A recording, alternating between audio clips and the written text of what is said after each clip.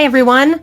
I wanted to do a quick run through of how to complete the tutu activity, the social media ad, and this is for the Scoop Shop Artisan Creamery. So I'm going to go ahead and just click into this activity. Make sure you're clicking into the guidelines and rubric just to make sure you have all of the specs and requirements for this assignment. So it'll give you an overview of the assignment. This is going to be a social media ad for a new client, Scoop Shop Artisan Creamery. It'll give you that scenario here, so make sure you read through this. The directions are here, so you'll be creating a 1080 by 1080 pixel 72 dpi social media advertisement using Adobe Photoshop. So you'll want to refer to the design brief, the style guide, and the photography in the client files. So this is linked in the supporting materials section. The rubric criteria is listed here, so you'll select 1 to 3 images or illustrations to communicate the brand story. You'll want to select keywords or phrases in the provided copy in the design brief. You'll design a static button with the call to action, and we will be animating this in a future assignment, so take that into consideration. Of course, you want to apply the principles of design and select typography and colors from the brand style guide. And then you'll save that as a JPEG and upload that. Of course, you also want to make sure you're saving the raw Photoshop file because, as I said, we will be continuing to work on this. And feel free, if you want to upload the PSD file to the assignment area, if you have any questions or you want me to give you examples of how you could improve the overall layout, I'm happy to always demonstrate that. So feel free to upload that PSD. It's not a requirement. You're more than welcome to just upload that JPEG and I'll try to talk you through some areas. But if you want that extra added step of me talking through the PSD file, please feel free to do that. Couple notes for this, if you haven't already done so, activating Adobe fonts may be useful for selecting the fonts. It will be useful. Save the raw Photoshop file, as I mentioned, and you don't have to submit the tracking spreadsheet for this assignment because you'll submit that with Module 4 assignment.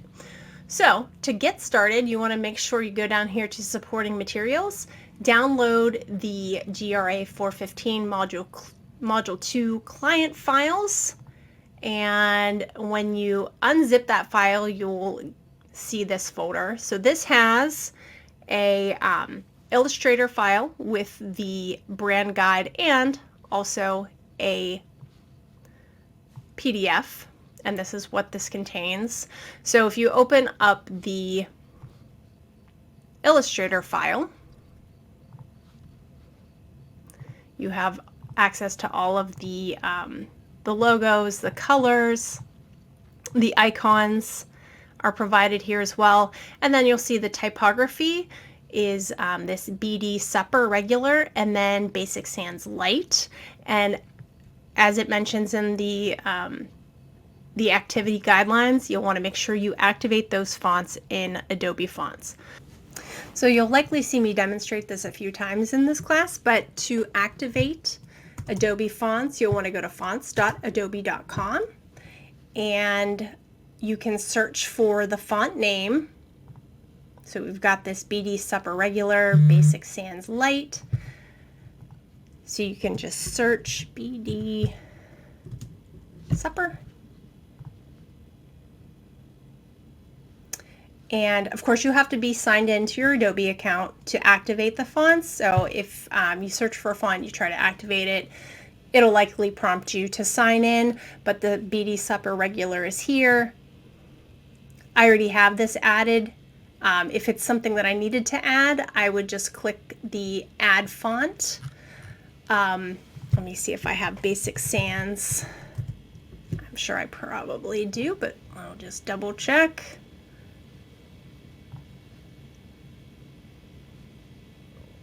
and I do have this added. So this is how you add and remove.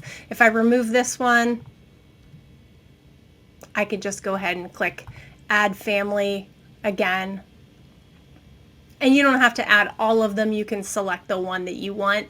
Sometimes I get this message that'll prompt me to open the Creative Cloud app. So you can do that right from here.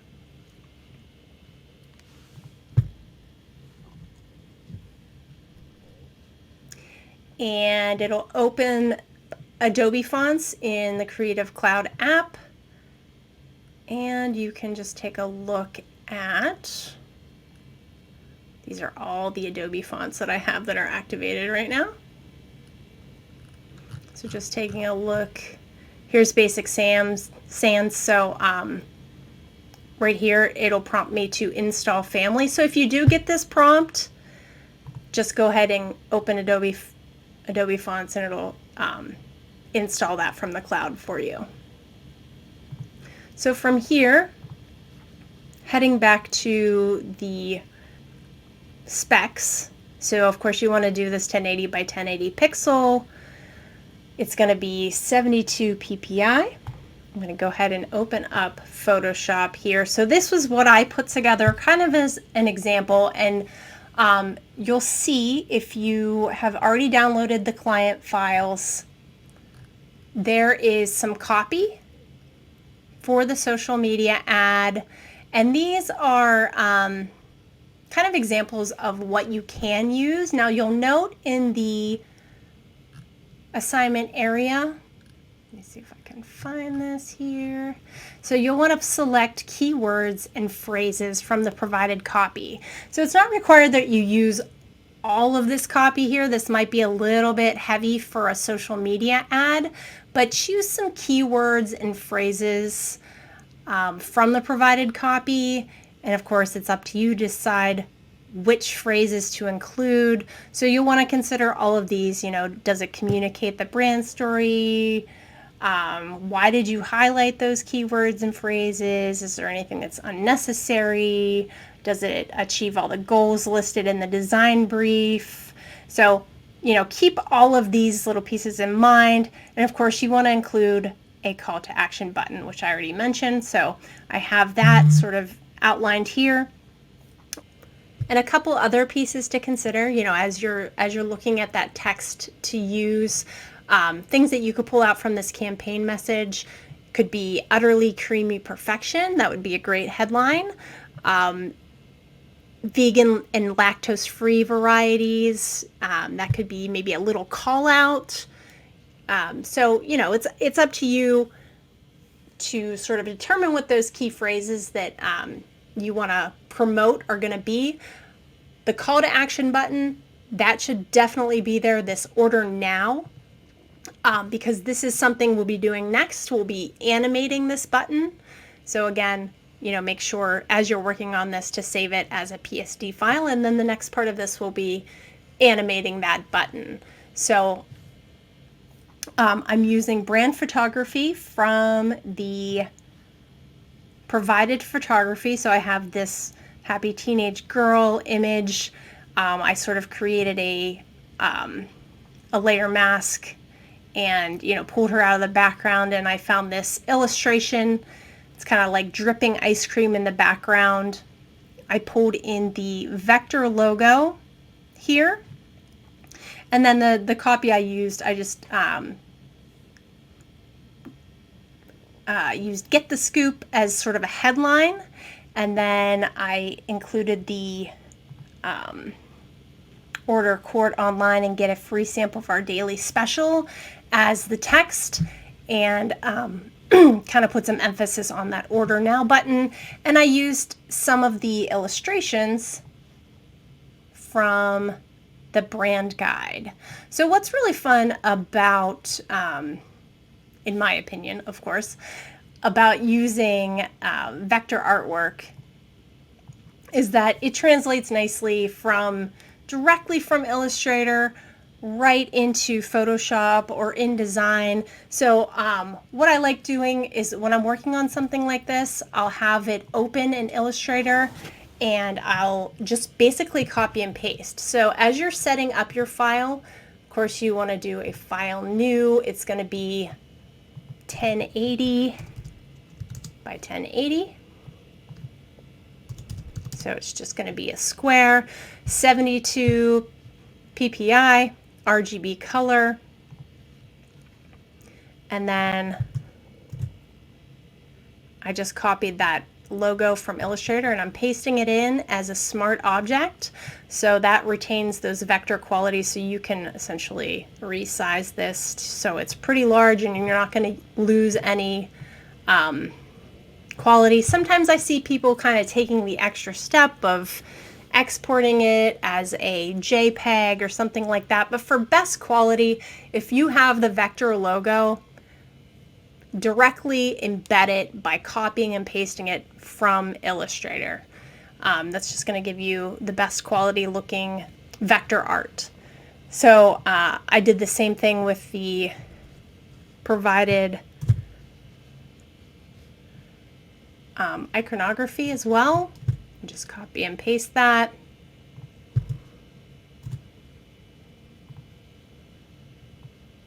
And I mean, if you're not quite as skilled in Photoshop, like I said, I'm always happy to give you some pointers.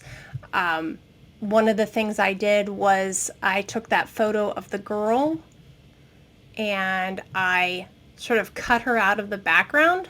So let's open this in Photoshop as its own document. And one really easy way you can do that here is just by going to Object Selection Tool and sort of letting this run itself, and we can kind of see how this looks. Just go to Select Subject, and it might take a minute as it selects her from the background. And we'll see what this looks like.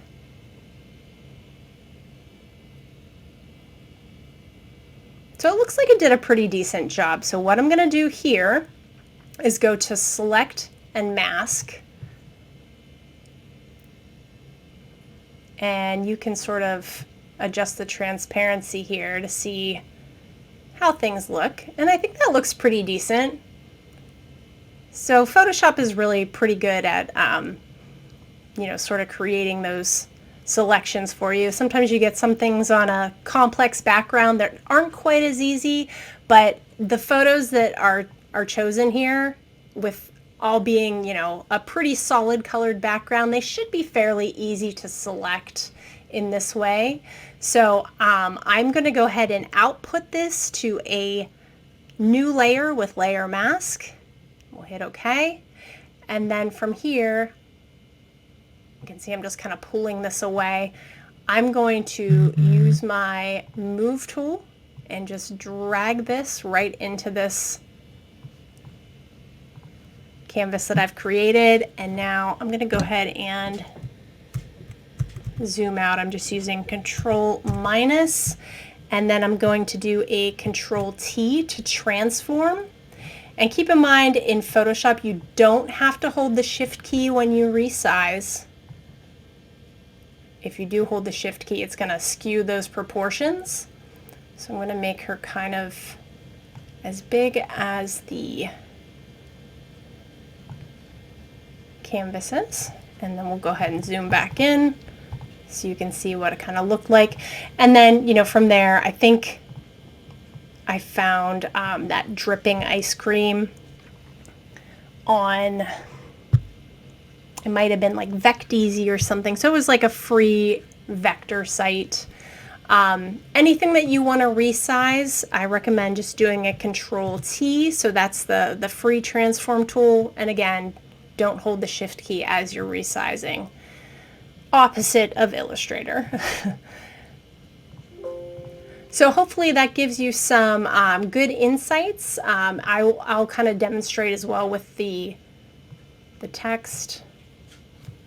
I think we used get the scoop, and we're gonna make sure this layer is on top here, and I want to make sure that we're using that BD Supper Regular.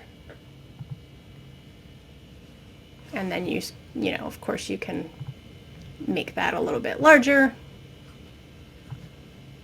It might be too big. We'll try 100.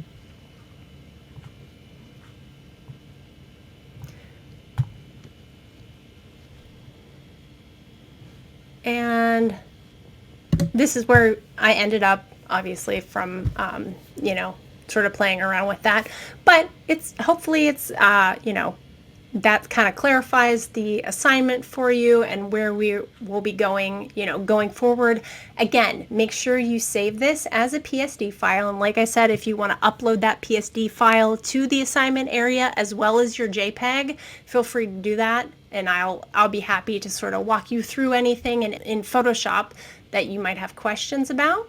But have fun with this one. And if you have any questions, just let me know.